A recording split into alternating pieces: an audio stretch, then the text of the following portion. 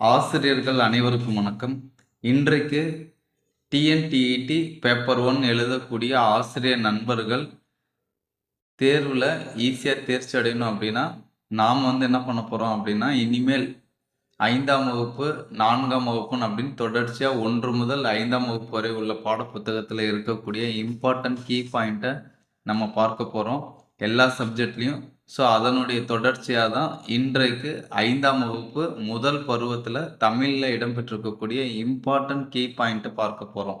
So வீடியோவை miss பண்ணாதீங்க, நம்ம சேனலை ஃபாலோ பண்ணிகிட்டே இருங்க. நீங்கள் இன்னும் நம்ம சேனலை சப்ஸ்கிரைப் பண்ணாமல் இருக்கீங்க அப்படின்னா கண்டிப்பாக சப்ஸ்கிரைப் பண்ணி பக்கத்தில் இருக்கக்கூடிய பெல் ஐக்கானை கிளிக் பண்ணிக்கோங்க. வாட்ஸ்அப் குரூப்பில் ஜாயின் பண்ணாமல் இருக்கீங்கன்னா அதற்கான லிங்க்கு சேனல் டிஸ்கிரிப்ஷனில் கொடுத்துருக்கேன். ஸோ ஜாயின் பண்ணிக்கோங்க. ஸோ ஃபஸ்ட்டு 5ஆம் வகுப்பு பருவம் 1ல் தமிழில் பார்த்தீங்க அப்படின்னா தமிழின் இனிமை. ஸோ இது யார் எழுதியிருக்கிறது அப்படின்னு பார்த்தீங்கன்னா புரட்சி கவிஞர் பாரதிதாசன். ஸோ இந்த பாடல் வரிகளை நீங்கள் ஞாபகம் வச்சுக்கணும். பாடல் வரிகளை கொடுத்துட்டு இது யார் எழுதுனது அப்படின்னு கேட்பாங்க. கனியிடை ஏறிய சுளையும் முற்றல் களையிடை ஏறிய சாரும் பனிமலர் ஏறிய தேனும் காய்ச்சும் பாகிடை ஏறிய சுவையும் நனிபசு பொழியும் பாலும் தென்னை நல்கிய குளிரில நீரும் இனியன என்பேன் எனினும் தமிழை என்னுயிர் என்பேன் கண்டீர்.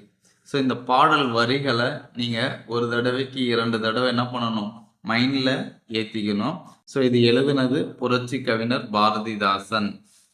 அடுத்தது கனி அப்படின்னா பழம், நனி மிகுதி, நனினா என்னதுங்க, மிகுதி. களை கரும்பு, ரொம்ப முக்கியமானது.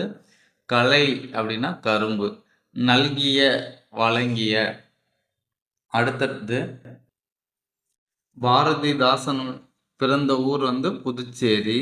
அவர் பாரதியார் மீது அதிக பற்று கொண்டிருந்தார். ஸோ அதனால் அவருடைய பெயரை பாரதிதாசன் அப்படின்னு மாற்றிக்கிட்டாரு. ஸோ அவருடைய இயற்பெயர் கனக சுப்புரத்தினம். அடுத்தது இந்த தமிழின் இனிமை எந்த நூல்ல இருந்து எடுத்திருக்காங்கன்னா பாரதிதாசன் கவிதைகள் என்னும் நூல்ல இருந்து முதல் தொகுப்புல இருந்து நமக்கு எடுத்திருக்காங்க. ஓகேங்களா, அவ்வளோதாங்க. அடுத்தது களைன்னா என்னன்னு படித்தோம், கரும்பு.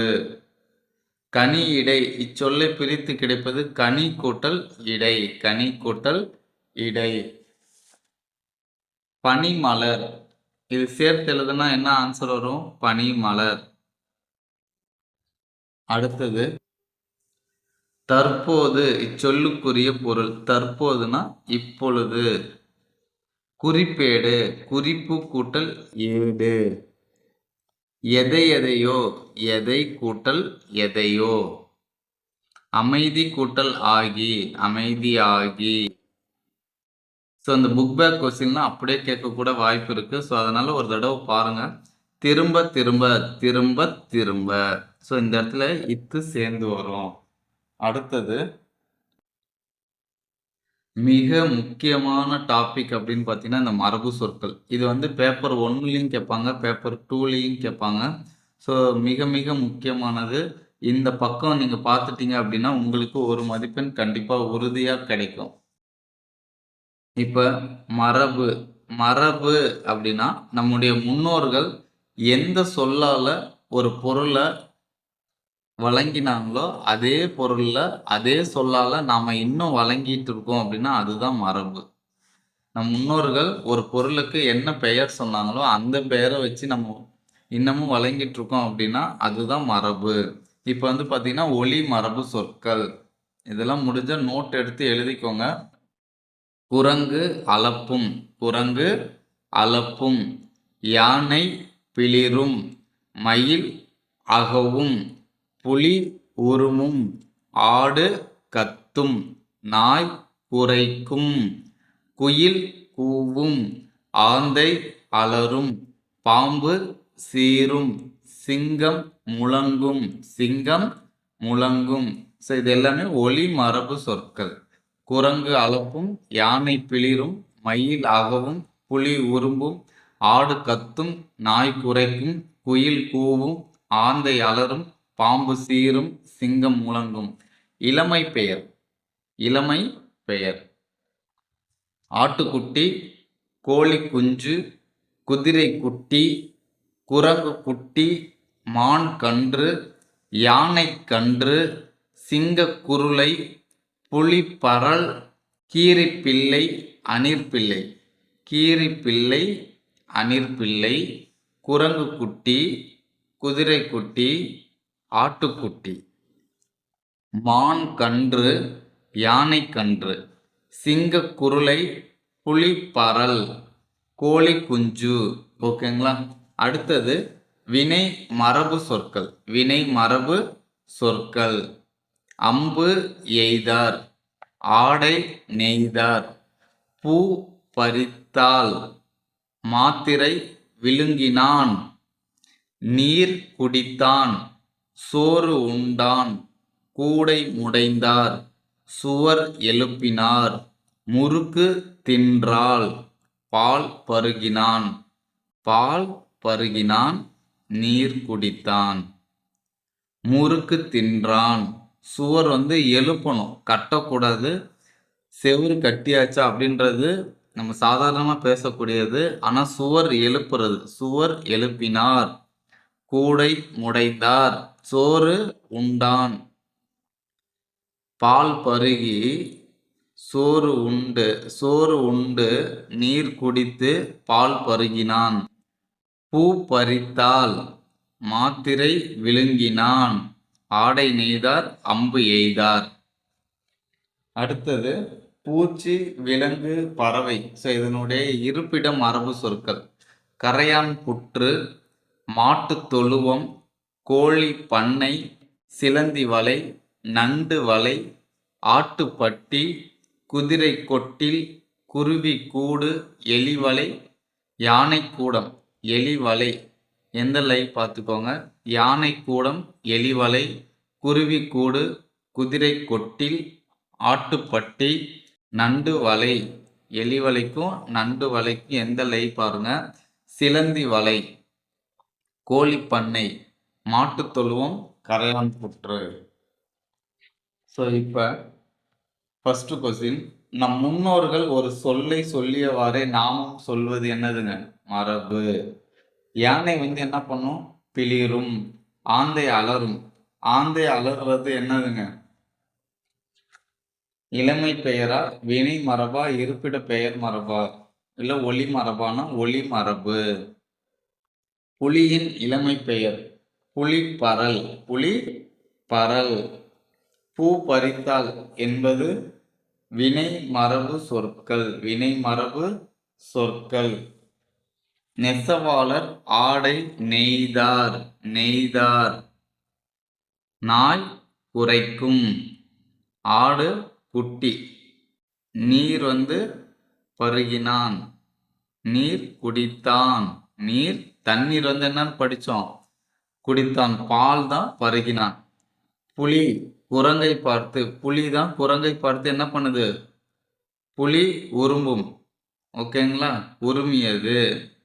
குரங்கு முன்னாடி வந்தா என்னன்னு சொல்லுவோம்? குரங்கு அலப்பும். ஆனா இந்த இடத்துல புலி தான் இருக்கு. இப்போ புலி உருமும். புரியுதுங்களா? அடுத்தது படம் கொடுத்துட்டாங்க. கோழி கொக்கரிக்கும், நாய் குரைக்கும், காகம் கரையும், வண்டு முரலும். ஸோ அப்போ நீங்கள் என்ன பண்ணியிருக்கணும்னா, உங்களுக்கு இது மட்டும் இல்லாமல் இன்னும் எக்ஸ்ட்ரா இருக்கக்கூடிய வினை மரபு, ஒளி மரபு, இருப்பிட சொற்கள் எல்லாமே நீங்கள் தெரிஞ்சுக்கிட்டீங்கன்னா ரொம்ப ஈஸியாக பேப்பர் 1 பேப்பர் 2ல கேட்கக்கூடிய கொஸ்டினை ஈஸியாக நம்ம படிச்சுக்கலாம். அடுத்தது தன்னகரம். தன்னகரம், தன்னகரம், ரன்னகரம். ஸோ என்ன தன்னகரம், தன்னகரம், ரன்னகரம் அப்படின்னா, இந்த நான் 3 சொல்லி நாக்கு பக்கத்தில் என்ன வரும்? டா வரும். டா வரிசை. அதுதான் தன்னகரம். நீங்கள் எந்த வார்த்தையை பார்த்தாலுமே கண்டுபிடிச்சிடலாம். இந்த நாக்கு பக்கத்தில் டா, இந்த டா வரிசை தான் வரும். இந்த நா, இந்து, இந்த இந்துக்கு பக்கத்தில் தா வரும். இந்துக்கு பக்கத்தில் தா வரிசை. ஸோ அதுதான் தன்னகரம். அடுத்தது ரன்னகரம். இந்த ரா வருது. புரியுதுங்களா? ஸோ அப்போ ஈஸியாக நம்ம அதனுடைய ஸ்பெல்லிங் ஈஸியாக கண்டுபிடிச்சிடலாம். தன்னகரம், தன்னகரம், ரன்னகரம். இதை ஞாபகம் வச்சுக்கோங்க. ஸோ இதுல இருந்து கூட கேட்பாங்க. தன்னகரம், தன்னகரம், ரன்னகரம். அடுத்தது அடக்கம் உடையார் அறிவிலர் என்றெண்ணி கடக்க கருதவும் வேண்டா மடை தலையில் ஓடுமின் ஓட உருமின் வருமளவும் வாடி இருக்குமாம் கொக்கு. இந்த பாடல் வரி ரொம்ப ரொம்ப முக்கியம். ஓடுமீன் ஓட உருமின் வருமளவும் வாடி இருக்குமாம் கொக்கு. ஔவையார். யார் சொன்னதுங்க? ஔவையார். இந்த நூல் என்னது? மூதுரை. சொல் பொருள் பாருங்க. அடக்கம்னா பணிவு, கடக்க வெல்ல, மடைத்தலை நீர் பாயும் வழி, அறிவிலர்னா அறிவு இல்லாதவர், கருதவும் நினைக்கவும், உருமீன். உருமீன்னா என்னதுங்க? பெரிய மீன். உருமீன்னா பெரிய மீன். ஆசிரியர் குறிப்பு பொறுத்த வரைக்கும் ஔவையார் மூதுரை, ஆத்திச்சூடி, கொன்றை வேந்தன், நல்வழி முதலிய நீதி நூல்களை எழுதியிருக்காங்க. என்னென்ன நூல் எழுதியிருக்காங்க ஔவையார்? மூதுரை, ஆத்திச்சூடி, கொன்றை வேந்தன், நல்வழி. இது எல்லாமே நீதி நூல்கள். ஸோ இந்த மூதுரைக்கு இன்னொரு பெயர் உண்டு. மூதுரைக்கு வாக்குண்டாம். முக்கியமான கொஸ்டின். வாக்குண்டாம். மூதுரை இந்நூலுக்கு வாக்குண்டாம் என்ற மற்றொரு பெயரும் உண்டு. ஸோ இது நீதி கருத்துக்களை தான் எளிமையான முறையில் எடுத்துரைக்குது. அப்ப மூதுரைனா வாக்குண்டாம், வாக்குண்டாம்னா மூதுரை. மூதுரை, ஆத்திச்சூடி, கொன்றை வேந்தன், நல்வழி. என்றெண்ணி. என்று எண்ணி. என்று கூட்டல் எண்ணி. மடைதலை. மடைத்தலை. வருமளவும். வரும் கூட்டல் அளவும். வருமளவும். அறிவிலர்னா அறிவில்லாதவர். எண்ணுதல்னா வாடுதல். அடுத்தது காரணம் ஆகின்றது. காரணம் கூட்டல் ஆகின்றது. எள்ளுவர் அப்படின்னா இகழ்வர். எள்ளுவர்னா இகழ்வர். பொருள் செல்வம். பொருட்செல்வம். பகுத்து கூட்டல் அறிய. பகுத்தறிய. பகுத்து கூட்டல் அறிய, பகுத்தறிய. இந்த பிரித்தெழுதுக, சேர்த்தெழுதுக, பொருள் அறிதல். ஸோ இதுல இருந்து கொஸ்டின்ஸ் வரும். அடுத்தது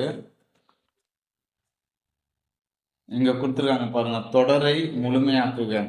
கேடில் விழுச்செல்வம் கல்வி ஒருவருக்கு மாடல்ல மற்றையவை. கற்றவருக்கு சென்ற இடமெல்லாம் சிறப்பு. கேடில் விழுச்செல்வம், இது ஆப்ஷன் கொடுத்துருவோம். கேடில் விழுச்செல்வம் கல்வி. கற்றவருக்கு சென்ற இடமெல்லாம், சென்ற இடமெல்லாம் சிறப்பு. ஸோ இந்த மாதிரி இதெல்லாம் ஞாபகம் வச்சுக்கோங்க. அடுத்த டாபிக் இலக்கணம். இலக்கணத்தை பொறுத்த வரைக்கும் ஒன்றன் பெயர் சொல் வினைச்சொல் கொடுத்துருக்காங்க. பெயர் சொல்னா ஒரு பெயரை குறிக்கும். ஒன்றன் பெயரை குறித்தால் அது பெயர் சொல். ஒன்றன் வினையை குறித்தால் அது வினைச்சொல். சாந்தி, வகுப்பறை, சித்திரை, கண், கதிரவன், சந்திரன். ஓடினான், விழுந்தது, எழுதினான். இப்போ இந்த இடத்துல ராமன் பாடம் படித்தான். ஸோ இதுல ராமன்றது ஒரு பெயர், பாடம்ன்றது ஒரு பெயர். ஸோ அப்போ இது ரெண்டும் பெயர் சொற்கள். படித்தான்றது தான் வினைச்சொல். மாடு புல் மேய்ந்தது. ஸோ இதுல எது வினைச்சொல்? மேய்ந்தது. இதுதான் ஆக்ஷன் வேர்டு. மீதி ரெண்டும் நேமிங் வேர்டு. அதுதான் மாடு புல்லுலாம் பெயர் சொற்கள். அடுத்தது மூவிட பெயர்கள். மூவிட பெயர்கள்னா தன்மை, முன்னிலை, படர்க்கை அப்படின்னு சொல்லுவோம். ஸோ இப்போ தன்மை அப்படின்னா தன்னை. சொற்கள் பேசுபவர் தன்னை குறிக்க பயன்படுத்தும் சொற்கள். தன்னை மட்டும் குறிக்க பயன்படுத்தும் சொற்கள் தான் தன்மை. ஓகேங்களா? பேசுபவரை அல்லது தன்னை குறிப்பது தன்மை எனப்படும். என்னென்னு பார்த்தீங்கன்னா நான், நாங்கள், நாம். நான் பாடுகிறேன், நாங்கள் விளையாடுகிறோம், நாம் நாடகம் நடிக்கலாம். அடுத்தது முன்னிலை. நமக்கு முன்னாடி யார் இருக்காங்களோ அவங்கள பற்றி பேசுறது தான் முன்னிலை. நீ எங்கே செல்கிறாய்? நீ அழகாக வரைகிறாய்.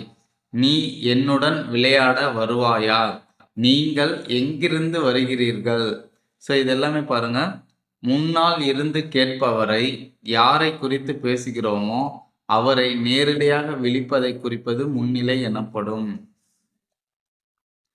இவன் அவன், இது அது, இவர்கள் அவர்கள், இவள் அவள், இவர் அவர், இவை அவை, இது எல்லாமே படர்க்கை. எங்கேயோ இருப்பாங்க, அவங்கள பத்தி நம்ம இங்க பேசிட்டு இருப்போம். பேசுபவர் கேட்பவர் அன்றி மற்றவர்களை குறிக்கின்றன. எங்கேயோ இருக்கிறவங்களை பற்றி நம்ம பேசுறது தான் படர்க்கை. சரி, இப்ப இங்க பாருங்க, மயில் தோகையை விரித்து ஆடியது. இதுல எது பெயர் சொற்கள்? மயில் தோகை. வளவன் வாகனம் ஓட்டினான். வாணி கட்டுரை. ஆதிரை மரக்கன்று. ஸோ அப்போ வினை சொற்கள்லாம் நட்டால், ஓடினான், ஆடியது, எழுதினாள். ஓகேங்களா, புரியுதுங்களா? அடுத்தது தன்மை, முன்னிலை, படர்க்கை அட்டவணைப்படுத்த சொல்றாங்க. ஸோ நம்ம தன்னை பற்றி குறிப்பிடுறது தான் தன்மை. அப்ப நான், நாங்கள், நாம். முன்னிலைனா நீ,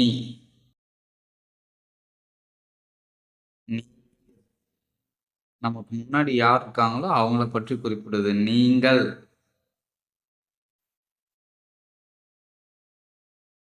அவள், அவர், அவன், அவள், அவர்கள், அவை, இது எல்லாமே படர்க்கை. தேநீர் குடித்தான்.